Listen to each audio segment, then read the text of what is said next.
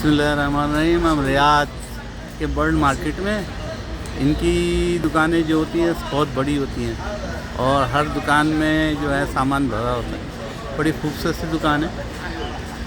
बाहर से ग्लासेस में देखिए, पहला पार्ट, ये सेकेंड और ये थर्ड, सब एक ही दुकान का है।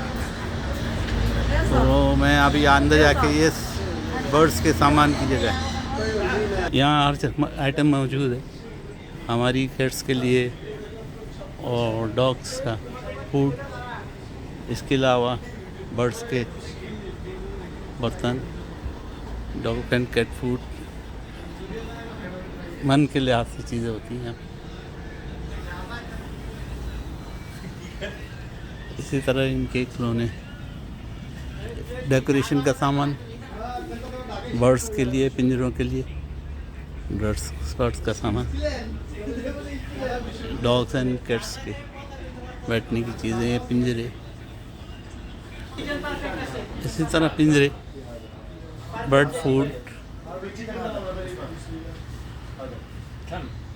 बहुत बड़ी बड़ी दुकानें होती हैं।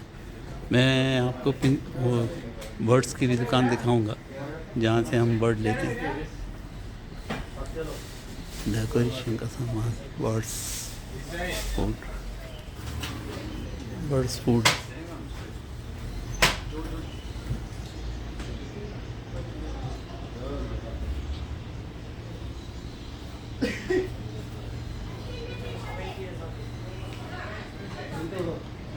ज़्यादातर बांग्लादेशी है।